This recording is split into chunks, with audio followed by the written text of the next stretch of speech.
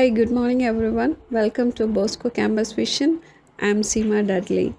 Welcome to my fifth video on operating system, and in this video we will discuss about the classic problems of synchronization. We know that a process synchronization means it is a task of coordinating the execution of the processes in a way that no two processes can have access to the same shared data and resources at the same time. ഒരേ സമയത്ത് same data and resources access ചെയ്യുന്നത് prevent ചെയ്യുന്നതിനെയാണ് നമ്മൾ process synchronisation എന്ന് പറയാം. അപ്പോൾ in this video we will discuss more about the classic problems of synchronisation. And to solve this problem we will be using mutex locks, and we can even use semaphores to avoid this process synchronization problem.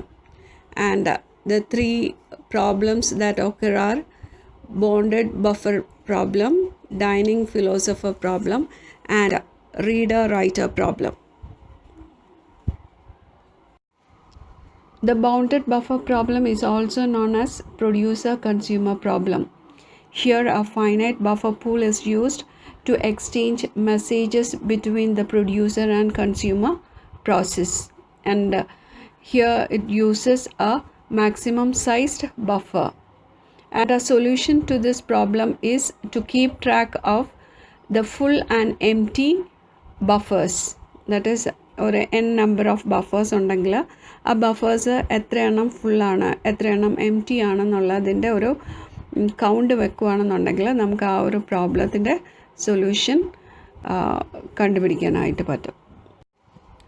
And the bounded buffer problem or the producer consumer problem states that there is a buffer of n slot, and each slot can store 1 unit of data, and two processes are running, that is the producer and consumer. And we can check in detail. For example, the producer tries to insert a data into the empty slot, and the consumer tries to remove the data from the filled slot in the buffer. And if these processes are working concurrently, then we cannot expect the output that we are expecting. Okay, നമ്മൾ ഈ ഒരു figure കാണുന്നുണ്ടാവും. there can be n number of buffers, and the producer may be inserting a data, and the consumer may be removing the data from the filled slot. അപ്പോൾ ആ ഒരു ഇതിന്ന് filled ആയിട്ടുള്ളൊരു ഇത് റിമൂവ് ചെയ്യായിരിക്കും കൺസ്യൂമർ ചെയ്യുക. അപ്പോൾ അങ്ങനെ ചെയ്യുന്ന സമയത്ത് കൺകറൻ്റ് ആയിട്ടാണ് നമ്മൾ ഒരു ഓപ്പറേഷൻ നടത്തുന്നതെന്നുണ്ടെങ്കിൽ ചിലപ്പോൾ പ്രൊഡ്യൂസർ എൻ്റർ ചെയ്യുന്ന ടൈമിൽ തന്നെ കൺസ്യൂമർ അത് റിമൂവ് ചെയ്യാം. ഓക്കെ, അപ്പോൾ നമ്മൾ എന്ത് ഔട്ട്പുട്ടാണോ അല്ലെങ്കിൽ എന്ത് റിസൾട്ടാണോ നമ്മൾ എക്സ്പെക്റ്റ് ചെയ്യുന്നത് ആ ഒരു റിസൾട്ട് കിട്ടിയെന്ന് വരില്ല. ഓക്കെ, അപ്പോൾ കൺസ്യൂമറും പ്രൊഡ്യൂസറും ഇൻഡിപെൻഡൻ്റ് ആയിട്ട് വർക്ക് ചെയ്യാനുള്ളൊരു പോസിബിലിറ്റി പ്രൊഡ്യൂസ് ചെയ്യണം. Okay, there need to be a way to make the producer and the consumer work in an independent manner. And one solution for this problem is using the three data structures given below. That is a mutex. Mutex means it is a binary semaphore which is used to acquire and release the lock. നമ്മുടെ mutex lock, mutual exclusion remove ചെയ്യുന്നതിന് വേണ്ടിയിട്ടുള്ളതാണ് mutex. Then next is empty. Empty എന്ന് പറയുന്നത് it is a counting semaphore, and the value of empty will be N. Okay, എത്ര slot empty ആയിട്ടുണ്ടെന്നുള്ളതാണ് empty കൊണ്ട് mean ചെയ്യുന്നത്. So the initial value of empty will be N. നമ്മുടെ N buffers ഉണ്ടെങ്കിൽ N നമ്പേഴ്സും N സ്ലോട്ട്സും initially empty ആയിരിക്കും. So the value of empty will be N. And next is full. Full means for keeping. It is also a counting semaphore, and it is used to keep the number of slots which are full. എത്ര slots full ആണെന്നുള്ളത് represent ചെയ്യുന്നതിന് വേണ്ടിയിട്ടാണ് നമ്മൾ full എന്ന് പറയുന്ന data structure use ചെയ്യുക. Okay, അപ്പോൾ full എന്ന് പറയുന്നതിൻ്റെ ഇനിഷ്യൽ വാല്യൂ വിൽ ബി 0. കാരണം ഫസ്റ്റ് ഇനിഷ്യൽ സ്റ്റേജിൽ ഒരു സെമാഫോഴ്സും ഫുൾ ആയിരിക്കില്ല. Okay, so mutex is to remove the mutex log. Then next is empty data structure is used to keep track of the number of slots in the buffer, total number of slots in the buffer. And full data structure is used to indicate the number of slots which are full. എത്ര എണ്ണമാണ് full ആണെന്ന് അറിയുന്നതിന് വേണ്ടിയിട്ടാണ് നമ്മൾ full use ചെയ്യുന്നത്. അപ്പോൾ initially M ടിയുടെ value എന്ന് പറയുന്നത് n ആയിരിക്കും. That is the number of slots, total number of slots. ഫുള്ളിൻ്റെ ഇനിഷ്യൽ വാല്യൂ എന്ന് പറയുന്നത് 0 ആയിരിക്കും. And in the algorithm we will be using a variable n to represent the total number of buffers, and we will be using the following data structures, that is semaphore mutex is equal to 1 എന്ന് പറയുമ്പോഴത്തേനും if it is 1 it indicates that there is no process in the critical session. And critical session execute ചെയ്യുന്ന process ഒന്നും തന്നെ ഇല്ല. So it can avoid the wait state and it can directly enter into the critical session. അപ്പോൾ 1 എന്ന് പറയുന്നത് to indicate that there is no current process in the critical session. And semaphore empty is equal to n എന്ന് പറഞ്ഞാൽ total number of empty slots available in the ബഫറിൽ എത്ര slot M T ആയിട്ടുണ്ടെന്ന് indicate ചെയ്യുന്നതിന് വേണ്ടിയിട്ടാണ് M T data structure use ചെയ്യുക. Then semaphore full is equal to 0 indicates that number of slots which are full.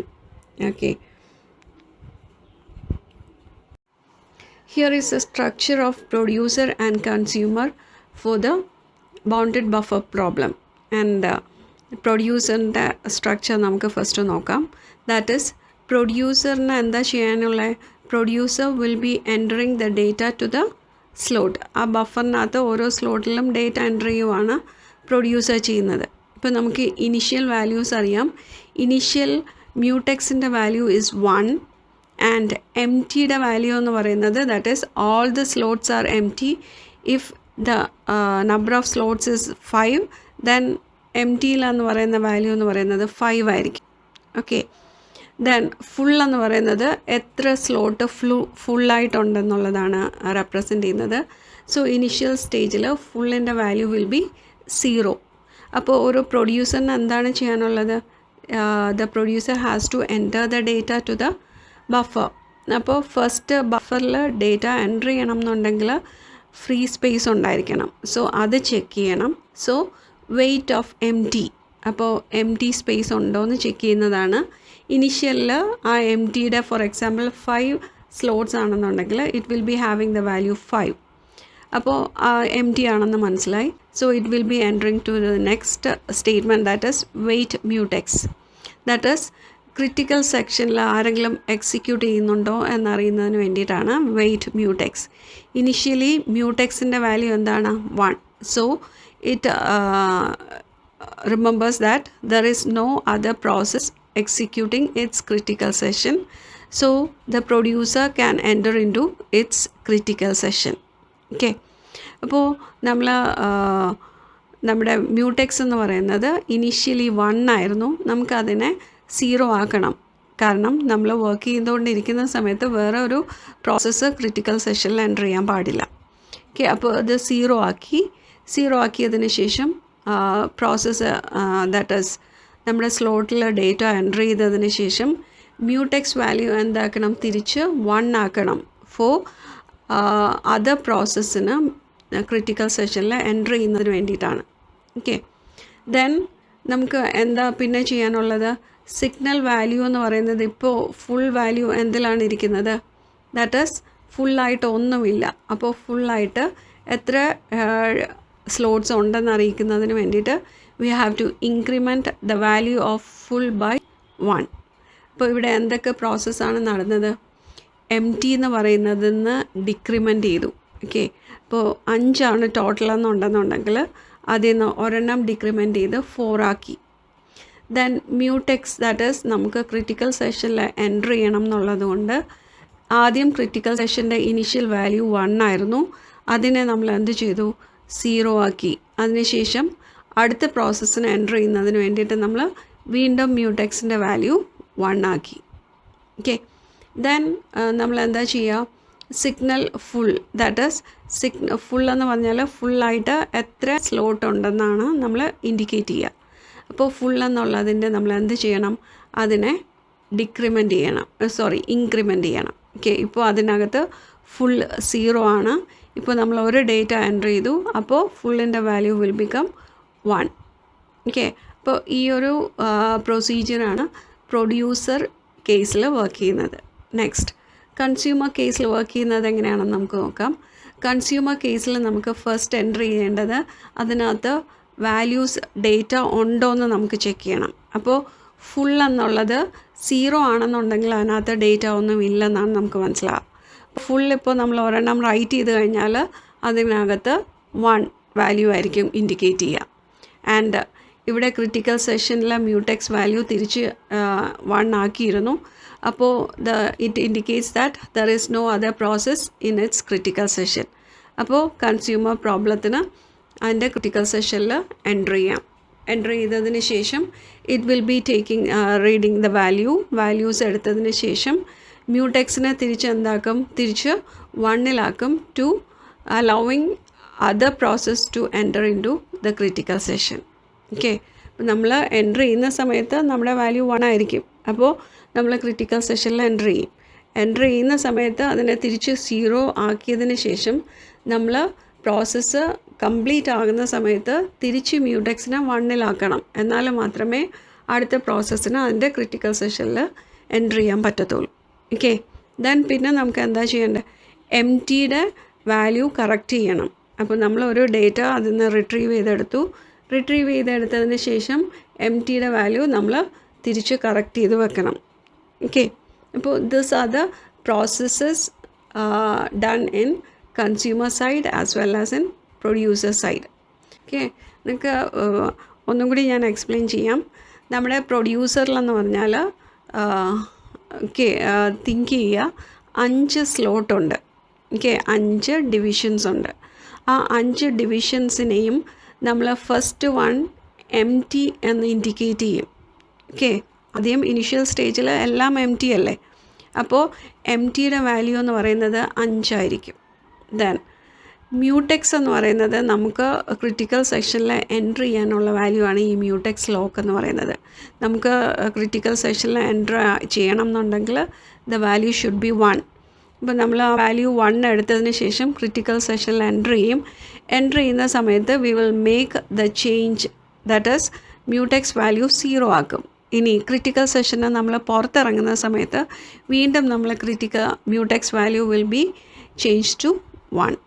Okay, അപ്പോൾ ആ ഒരു പ്രോസസ്സാണ് ആദ്യത്തെ 2 സ്റ്റേറ്റ്മെൻറ്റും ഇൻഡിക്കേറ്റ് ചെയ്യുന്നത്. Then next is signal mutex. നമ്മൾ 0 ആക്കിയതിന് ശേഷം തിരിച്ച് 1 ചേഞ്ച് ചെയ്യുന്നതിനാണ് സിഗ്നൽ മ്യൂടെക്സ് എന്ന് പറയാം. ദെൻ സിഗ്നൽ ഫുൾ എന്ന് പറഞ്ഞാൽ നമ്മൾ ഒരെണ്ണം വാല്യൂ എൻ്റർ ചെയ്ത് കഴിഞ്ഞാൽ എത്ര എണ്ണം ഫുൾ എന്നുള്ളത് നമ്മൾ തിരിച്ചെഴുതണം.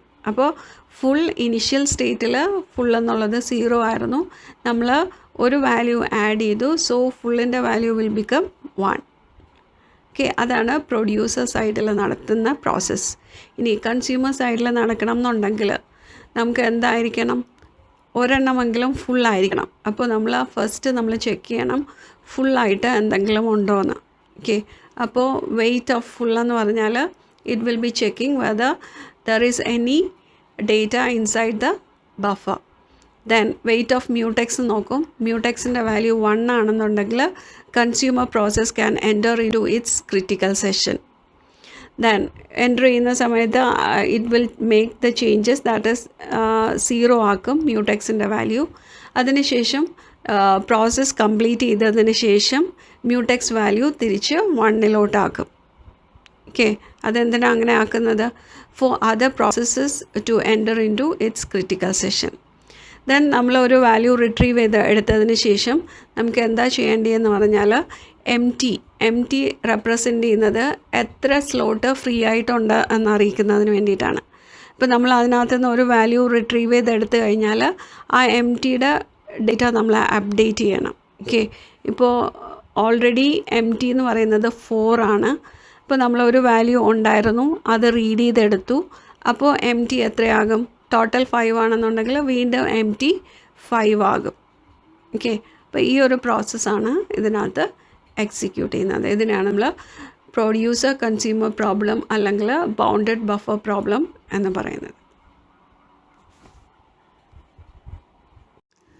So an assignment question connected with this topic is explain the bounded buffer problem. Okay, write the question and answers in your notebook and forward the pictures to the email ID provided to you. Thank you.